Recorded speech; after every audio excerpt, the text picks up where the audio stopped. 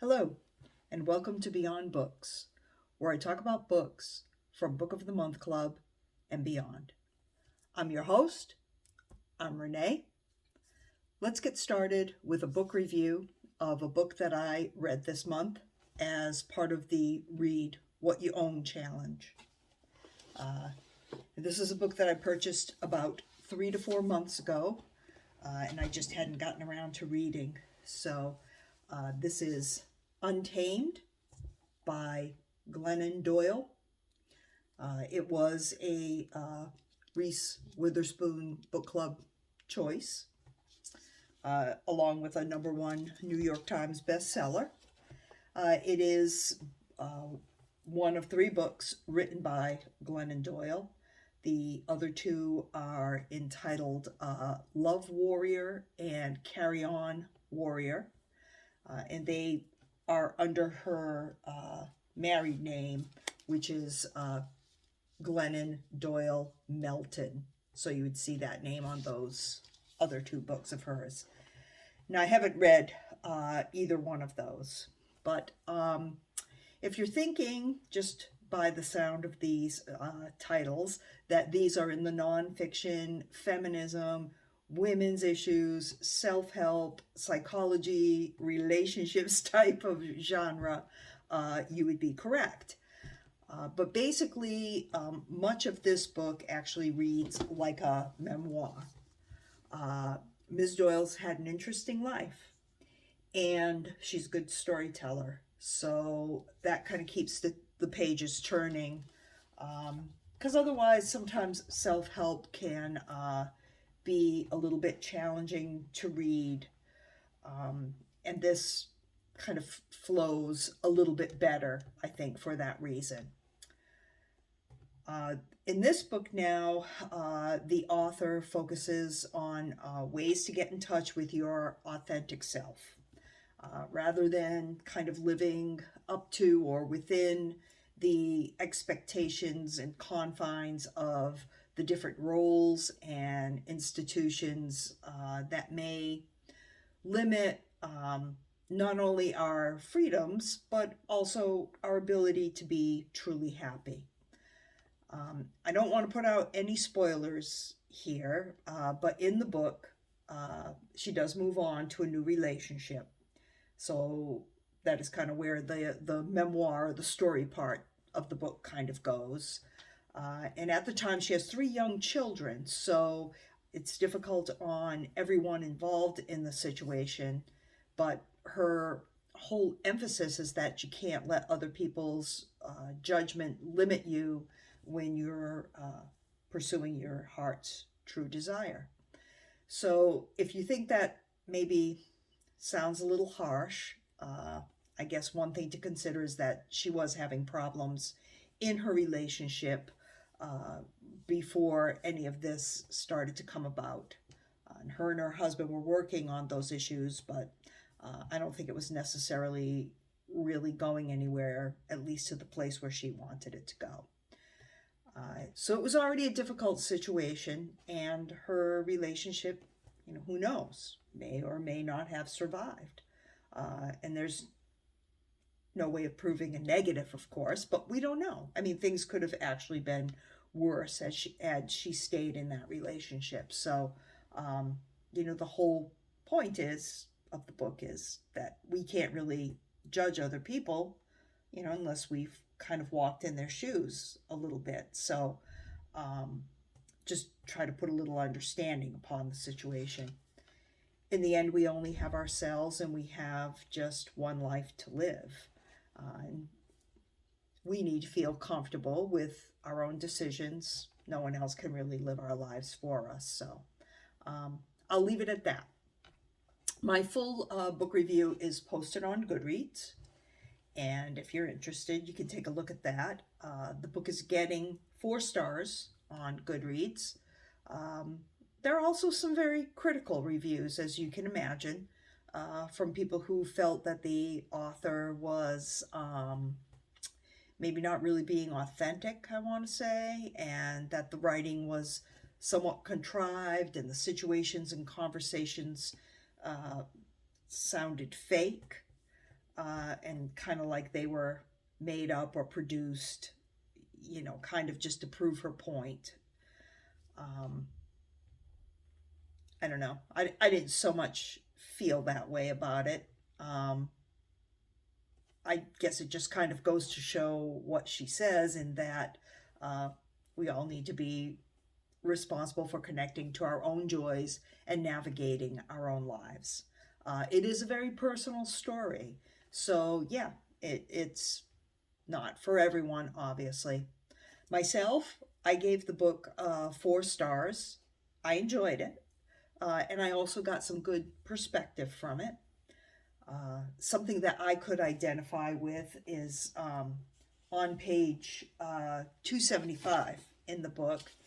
And this is where it talks about 5 pro tips for those who live too high and too low. I tend to be that way. And although it may not be to the extent that, she was talking about, I do feel like it had something to say to me, because I was diagnosed with anxiety about 1.5 years or so ago. And I just didn't believe it for the longest time. My anxiety kind of manifests mostly with physical symptoms, like headaches, rapid heart rate, high blood pressure. Sometimes I hear people describing their anxiety that seems similar to mine by saying that it's a feeling of overwhelm, feeling overwhelmed, and that's the kind of thing that seems to resonate with me a little bit more than the word anxiety itself. Anyway, it boils down to accepting the diagnosis and then deciding if you really need or want the meds that go along with it. Of course, medication, is generally prescribed.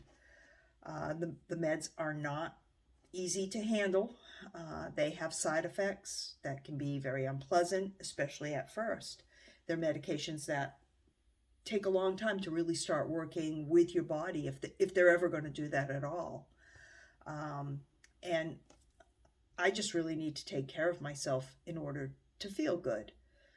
So that resonated with me, the ups and downs that you go through, because it is, I don't want to call it work, it's good work, but it's something that you have to keep in mind every day, and I just have to do the best I can to treat myself well so that I don't get myself into that situation where I start not feeling well.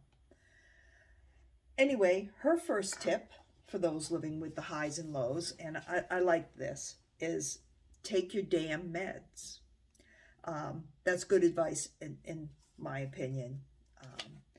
She sums it up in the end by saying, suffer less so you can live more. Her second tip is keep taking your damn meds. And that was one I really could identify with as well, because I went off and on and off mine several times within the first 8 or 9 months of my diagnosis. It only made matters worse for me. And, there's always that tendency to say, well, that was a tough phase that I went through.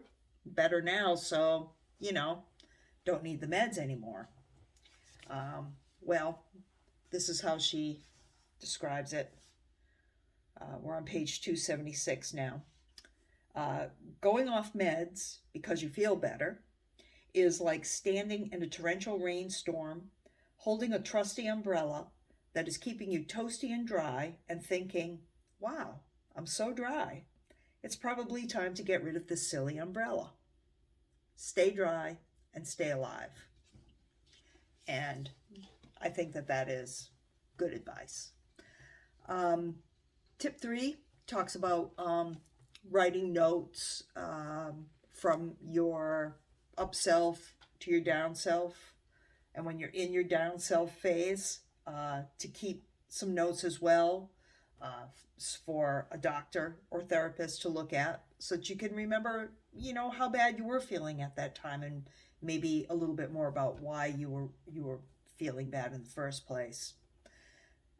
Tip 4 talks about kind of noticing and being aware of our behaviors and knowing when it's time to start substituting some more healthy behaviors that are healthy for you, and that will give you a better reset and bring you back on track. One of the examples is, and this is a good one for YouTubers, I think, if you're reading mean reviews, substitute go to the beach and watch the waves. So, there's things you can do to be aware. Why do I really need to look at this? Do something to make myself feel a little bit better. It's an awareness and just a good way to manage things in general. And then finally, tip 5 talks about remembering who we really are. People who feel things deeply do tend to have more pronounced ups and downs in their life. That's just how it is. But we also have the benefit of having those feelings, and when we're at our best, we can use those feelings to guide us. So they are necessary. There is a reason for it. People who feel things deeply are also oftentimes the best creators. And so those of us who do feel that way maybe need to spend some time appreciating those ups and downs and trying to use them and look at them as the gift that they really are. So that's Untamed by Glennon Doyle. I've also finished 3 banned books in January. They were also part of Reading What I Owned, because these were 3 books that I had on my shelves for a while that I just hadn't gotten to. One is 1984 by George Orwell. Bridge to Terabithia, Catherine Patterson. And To Kill a Mockingbird by Harper Lee. So my next video will probably be a review of those 3 books.